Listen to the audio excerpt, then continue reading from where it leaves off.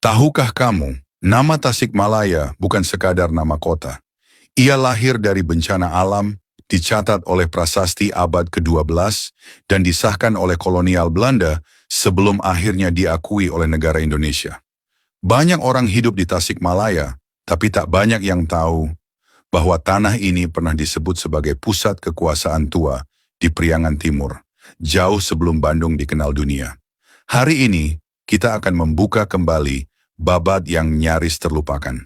Inilah kisah asal-usul Tasikmalaya. Secara geografis, Tasikmalaya berada di jantung Priangan Timur, diapit gunung, sungai, dan dataran subur. Wilayah ini sejak lama dikenal sebagai tanah pertanian, jalur perdagangan, dan tempat persinggahan penting dari pesisir selatan ke pedalaman Jawa Barat.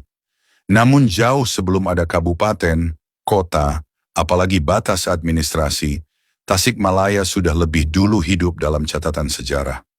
Bukti tertuanya bukan cerita lisan, melainkan prasasti batu.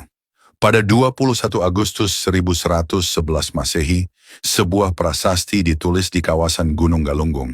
Prasasti ini dikenal sebagai Prasasti Geger Hanjuang. Disinilah nama Galunggung disebut sebagai pusat kekuasaan. Artinya, wilayah Tasikmalaya modern pernah menjadi bagian dari Kerajaan Tua Sunda, yang eksistensinya diakui secara resmi oleh para ahli sejarah. Prasasti ini menandai bahwa daerah Galunggung bukan wilayah pinggiran, melainkan tanah penting dalam struktur politik Sunda kuno.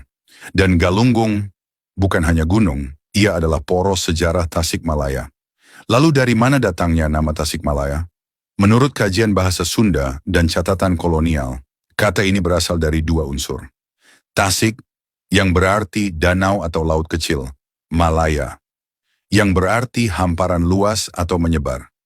Beberapa penafsiran menyebut Tasikmalaya berarti hamparan air yang meluas. Ini bukan kebetulan. Letusan Gunung Galunggung di masa lampau menyebabkan aliran lahar, pasir dan air menyebar luas di wilayah sekitarnya. Tanah berubah, air menggenang, bentang alam pun tak lagi sama.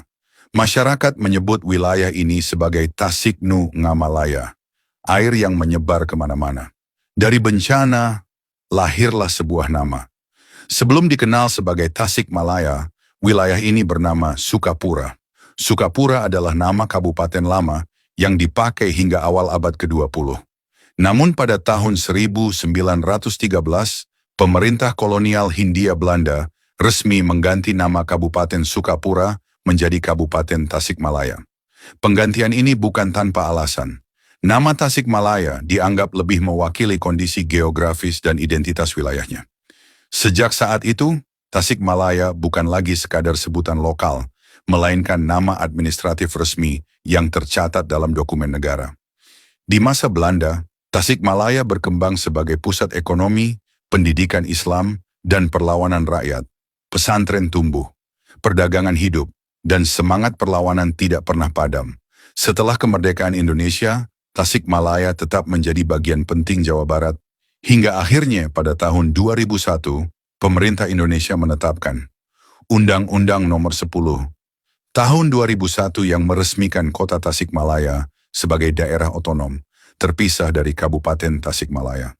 Sejak itulah Tasikmalaya berdiri sebagai kota sendiri, tanpa meninggalkan akar sejarahnya.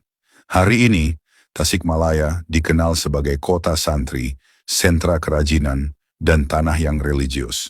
Namun di balik ramainya kota, padatnya jalan, dan hiruk-pikuk modernitas, tersimpan jejak kerajaan tua, bekas letusan gunung, dan doa-doa leluhur yang membentuk identitasnya. Tasikmalaya bukan kota yang lahir kemarin sore. Ia lahir dari alam, dibesarkan oleh sejarah, dan disahkan oleh negara.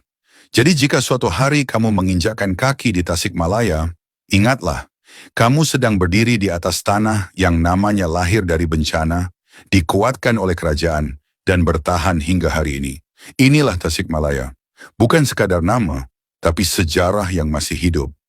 Follow, like, comment, dan share untuk kisah berikutnya.